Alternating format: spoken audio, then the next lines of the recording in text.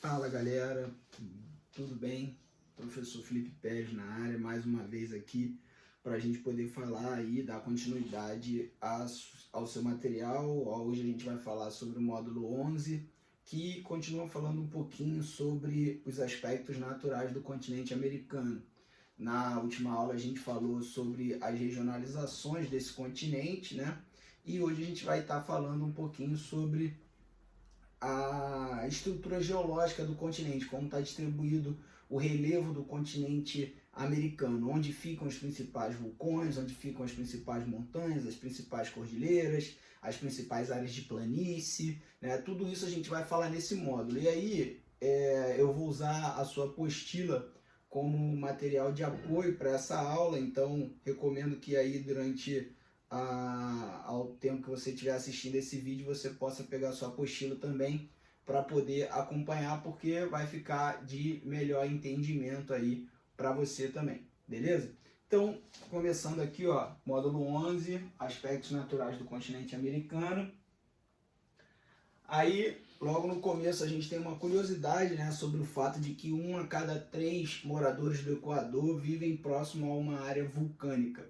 Por que a gente tem essa curiosidade aí? Porque a formação da Cordilheira dos Andes, ela deriva do choque entre a placa de Nazca e a placa sul-americana. Essas placas, ao se chocarem, uma se sobrepõe à outra e esse movimento de soerguimento, né, dá origem à cadeia montanhosa. Como o magma está embaixo, lá, presente no manto, fazendo pressão o tempo inteiro para passar, conforme as placas vão se inclinando, esse magma vai também começando a preencher esses espaços na vertical, até que uma determinada hora ele consegue escapar e aí nós temos o vulcão entrando em atividade. Então, as áreas próximas às bordas de placas tectônicas são áreas naturalmente onde a instabilidade geológica é muito maior, onde a atividade sísmica é muito maior. Então a gente tem vulcões ativos, terremotos mais intensos,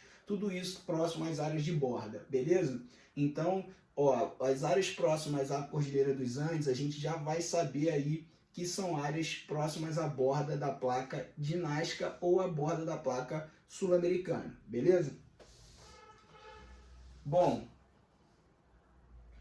o que eu estava falando para vocês aí, ó, vocês podem comprovar, ó, a placa de Nazca em choque com a placa sul-americana, a placa da América do Sul. E aí a gente tem aqui, ó, nos Estados Unidos, a gente tem a placa da América do Norte, na América Central, a placa do Caribe, junto com um choque aqui, ó, com a placa dos Cocos. O que esse choque aqui da placa do Caribe com a placa dos Cocos ajuda a explicar um pouquinho os terremotos que você tem em outras áreas do continente americano, como o Haiti, por exemplo, né? O Haiti é um país onde a atividade sismológica é muito intensa e isso se deve ao fato dele ficar nessa área de instabilidade do continente, tá?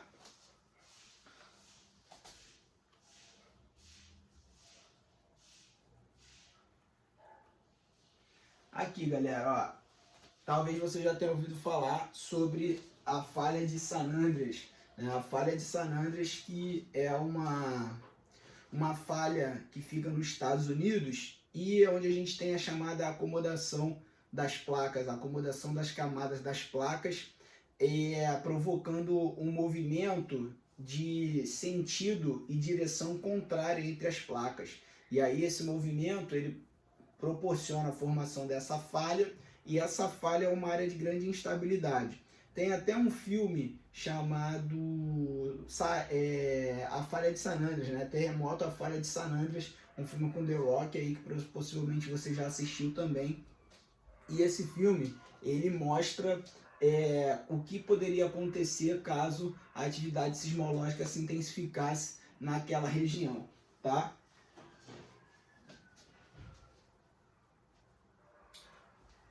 Bom, descendo mais um pouquinho, saindo um pouquinho dos Estados Unidos, do Canadá e vindo aqui para a América Central, a gente tem o relevo dividido em a América Central dividida em duas grandes partes, a porção continental e a porção insular, que é a porção onde nós vamos ter as ilhas, os arquipélagos caribenhos, beleza?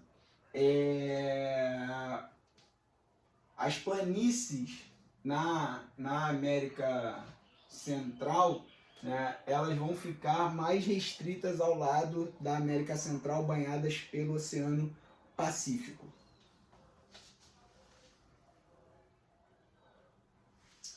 E aqui, vindo um pouquinho mais ainda para o sul, aqui na América do Sul, a gente tem uma nova distribuição do relevo. A gente tem um relevo predominantemente de planaltos e depressões, inclusive aqui no Brasil a gente vai ter 11 planaltos, 11 depressões e apenas 6 planícies. E como principais planaltos e planícies, vocês podem dar uma olhada aqui, ó, nós vamos ter a Cordilheira dos Andes como um relevo bastante importante, tá?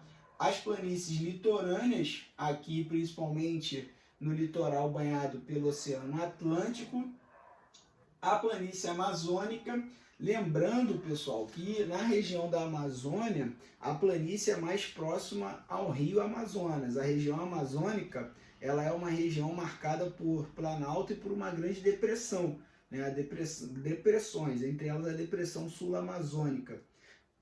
Planície amazônica mesmo é mais na região onde nós temos o rio Amazonas, tudo bem? E aí, ó, a gente tem aqui o maciço das Guianas ao norte, o Planalto Meridional um pouco mais ao sul, e aqui a região dos Pampas Gaúchos, a região de planície, a região onde nós temos o relevo alto, porém plano, que acaba facilitando o desenvolvimento da agropecuária nessa região. A gente tem nos Pampas, tanto nos Pampas da região sul do Brasil, o pedaço dos Pampas que fica na Argentina, ou o pedaço dos Pampas que vai ficar no Uruguai, áreas onde o desenvolvimento da pecuária é muito propício. Por quê? Porque eu tenho uma área plana, coberta por bastante gramas, e essas gramas acabam servindo aí de alimento, acabam servindo aí de pastagem para o gado, tá? Então, isso aqui nos Pampas da região sul da América.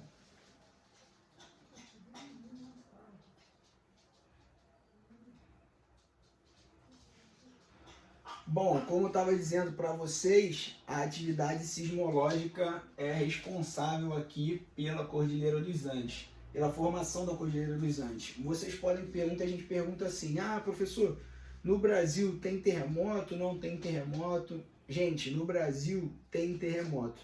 Só que acontece o quê? Como o Brasil está no centro de uma placa tectônica, o Brasil está no centro da placa sul-americana, isso faz com que a atividade sismológica aqui seja mais branda, mais leve. A atividade sismológica vai ser mais intensa nas áreas localizadas próximas às bordas das placas tectônicas. Então, como eu falei, a Cordilheira dos Andes ela é resultado do choque entre a placa de Nazca e a placa sul-americana. Esse choque provoca aí o sorregimento das placas, formam-se as cadeias montanhosas e toda a área que tiver próxima, todo o país que for próximo a essas placas, a gente vai ter a formação de uma estrutura geológica onde o choque, o movimento convergente de placas vai ser muito intenso. Então, se a gente tem movimento convergente, a gente tem formação de cadeias montanhosas, a gente tem formação de vulcões ativos e a gente tem terremotos muito intensos. Esses terremotos se formam nas áreas de choque entre as placas, lá na borda, né, do choque entre as placas, e a descarga de energia vai se dissipando até chegar nas áreas mais afastadas das bordas. Essas áreas mais afastadas das bordas, que é o caso do nosso território aqui do Brasil, sentem o tremor, mas vão sentir o tremor de uma maneira bem mais branda, vão sentir o tremor de uma maneira mais suave. Então, tem terremoto no Brasil, sim ou não? Sim, temos terremotos no Brasil.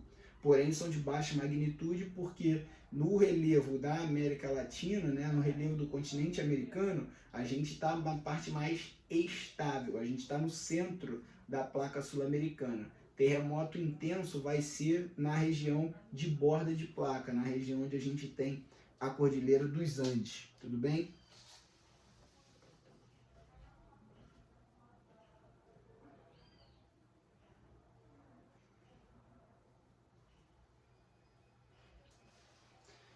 Queridos, saindo um pouquinho dessa parte do relevo e entrando aqui agora na hidrografia.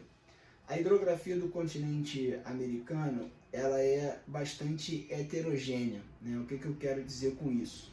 Existem áreas onde a gente vai encontrar rios com volume de água o ano inteiro, chamados rios perenes, e áreas onde nós vamos encontrar rios apenas com volume de água nos períodos de cheias, né? No período de chuva. Isso são os chamados rios intermitentes.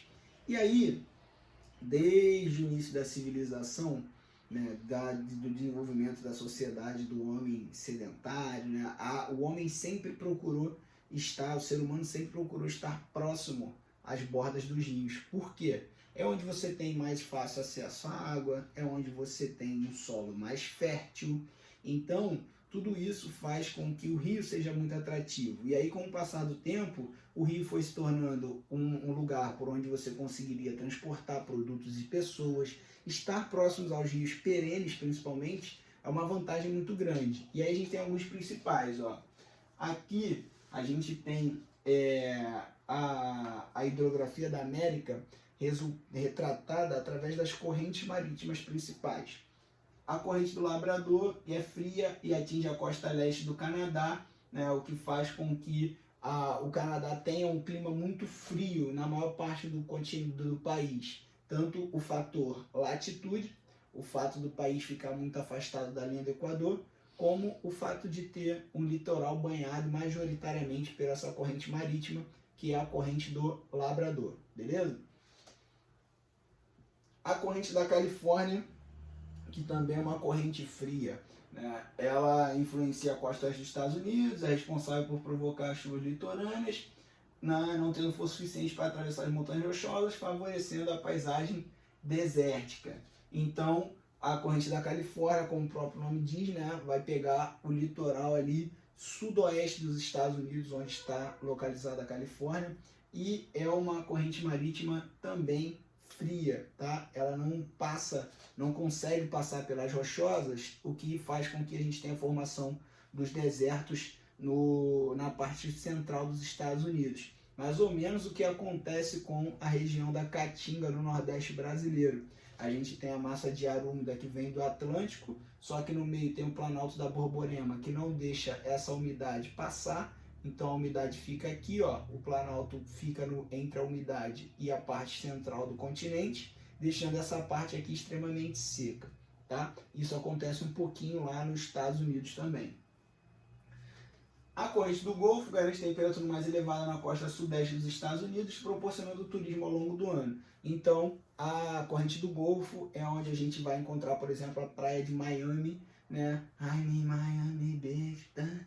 Miami, né, um atrativo turístico, um lugar que recebe turistas o ano inteiro, principalmente pelo fato dessa água aí um pouco mais quente, influenciada pela corrente do Golfo. Essa corrente ela é extremamente importante, galera, não só para o continente americano, como também para o continente europeu. A corrente do Golfo quente, ela vai da América em direção ao continente europeu e ela impede o congelamento do Mar do Norte, um mar que banha parte da Inglaterra. Então, se não fosse a corrente do Golfo, esse Mar do Norte provavelmente estaria congelado e aí a navegação, né, a dinâmica econômica e de atração de turistas, a circulação de produtos e mercadorias na Inglaterra ficaria comprometida, tá? Então, a corrente do Golfo ela é muito importante, tanto para manter os turistas nas praias norte-americanas ao longo do ano, mas também ela é importante para impedir o congelamento do Mar do Norte na Europa, tudo bem?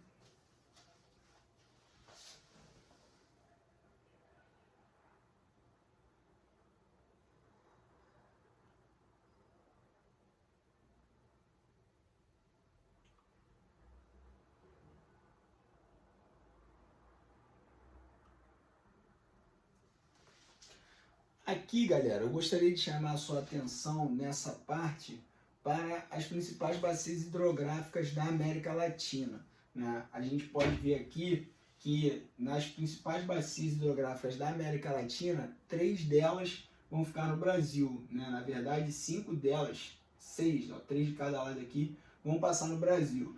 O Rio Amazonas, o Rio Tocantins, Araguaia, o Rio São Francisco, o Rio Paraguai, o Rio Paraná e o Rio Uruguai. Então, dos 9 principais rios da América Latina, 6 passam no Brasil. Isso mostra o quanto o Brasil é privilegiado do ponto de vista hidrográfico, né? Do quanto o Brasil é privilegiado do ponto de vista da oferta de água doce, beleza? Então, pessoal, a gente tem aqui os principais rios, tá?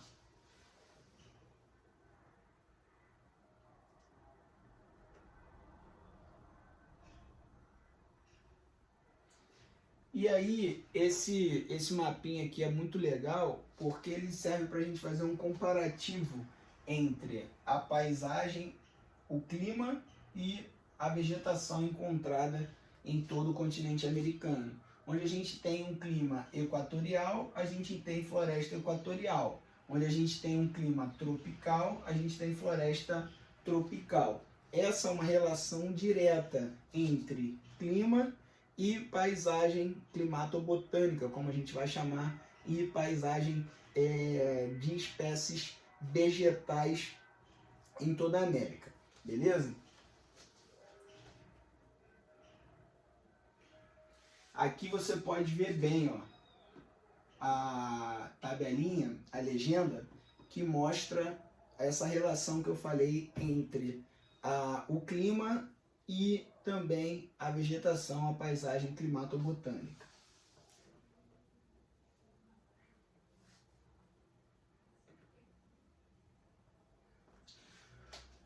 Bom, vocês estão vendo aqui do lado direito aí da apostila de vocês, os gráficos que a gente vai chamar de climogramas, né? São gráficos que servem para mostrar para a gente as diferentes quantidades de chuva que podem ser percebidas ao longo do ano e também as diferentes médias térmicas que podem ser percebidas ao longo do ano.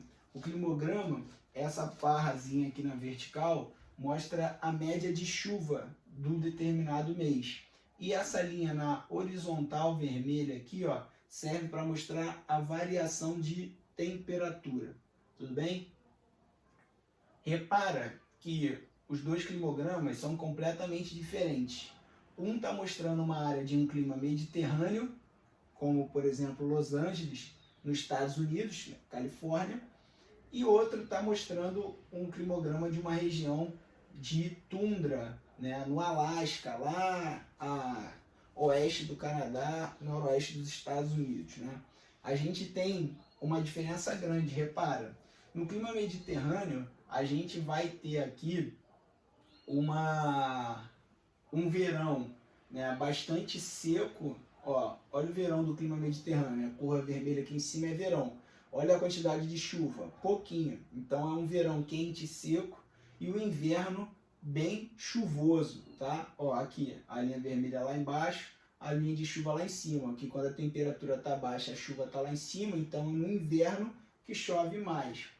Já no clima polar, você repara que a curva da temperatura começa aqui embaixo, ó, abaixo de zero, na verdade abaixo de menos 20, que é o período de inverno, e no verão a gente tem temperaturas próximas aos 10 graus e a gente tem as maiores quantidades de chuva. Isso no clima polar, onde a gente encontra a tundra. Boa parte dos Estados Unidos e do Canadá, principalmente na parte central, a gente vai ter o chamado clima temperado. O que é o clima temperado? É um clima que ele vai ter as 4 estações muito bem definidas. A gente vai ter um verão muito quente, a primavera, a estação das flores, o outono com a estação dos frutos e as folhas caindo, e o inverno bem rigoroso. As 4 estações são muito bem definidas. Isso é característica do clima temperado, que é o clima predominante do Canadá e dos Estados Unidos. Nesse clima temperado, a gente vai encontrar a floresta boreal, tá? Que é uma floresta um pouco parecida com aquele pinheiro que vocês costumam ver nas árvores de Natal. Aquilo é característica de clima temperado, que é característica de Estados Unidos e Canadá.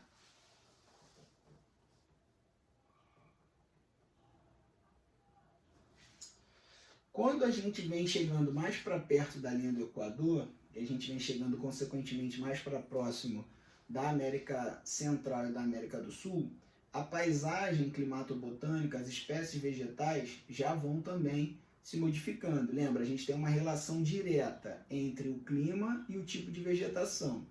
Na América do Norte, a gente tem um clima predominantemente frio, então a gente encontra vegetações de clima frio, como as florestas temperadas e a tundra.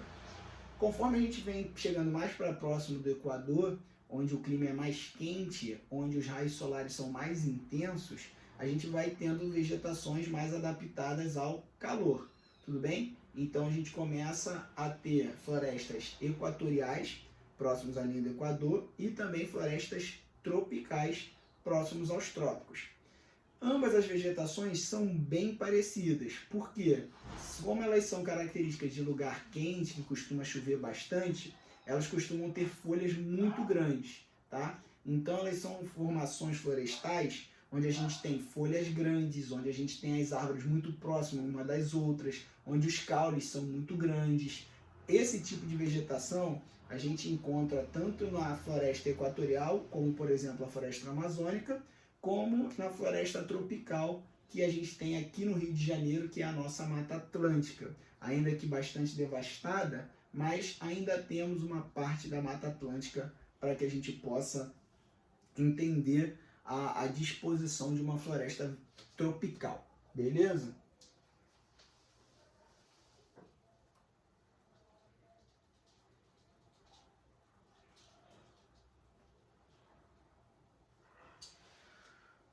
O domínio do chamado clima de montanha, como o próprio nome sugere, na América do Sul a gente vai encontrar ele aonde? Nas áreas próximas às Cordilheiras dos Andes, nas áreas próximas à posição de relevos com grandes altimetria, né? Onde você tem aí, por exemplo, a própria Cordilheira dos Andes, onde a gente vai ter o Monte Everest, que aí já não é na América, mas também onde tem clima de montanha, nos Alpes suíços, onde a gente tem clima de montanha, ou seja, onde nós tivermos montanhas com elevadas altimetrias, a gente vai ter o chamado clima de montanha, que é um clima predominantemente frio e, como você pode ver aqui, ó, com as chuvas mais concentradas no inverno, um pouco parecido com o clima polar lá.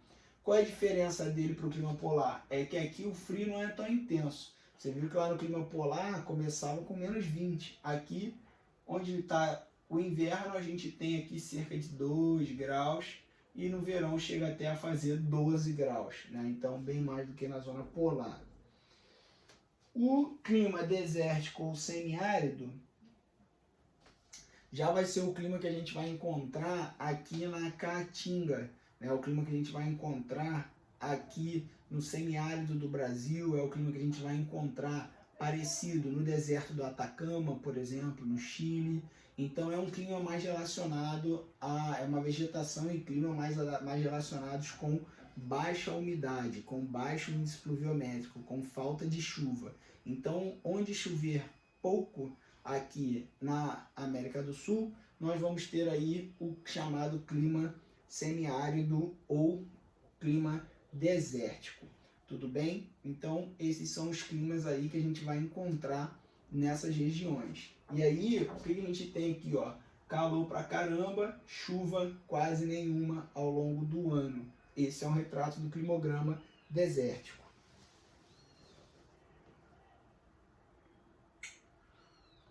O clima subtropical, aqui no Brasil, ele vai ser encontrado na região sul do país.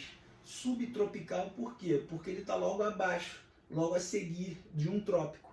No caso da América do Sul, o clima subtropical está logo ao sul do trópico de Capricórnio. No hemisfério norte, ele vai estar logo ao sul do trópico de Câncer, tá? Então, a gente vai ter aí o clima subtropical por isso, porque está abaixo do trópico. E qual a característica dele? Como está afastado já mais um pouquinho da linha do Equador, tem a característica de ser frio e de ter as chuvas concentradas nos períodos aqui, ó, como vocês podem ver, de inverno, né? Onde a gente tem as chuvas concentradas. E nesse clima subtropical, a gente vai encontrar os pampas gaúchos, a gente vai encontrar a mata de araucária aqui no Brasil. São espécies vegetais adaptadas a esses climas mais frios, como o clima subtropical.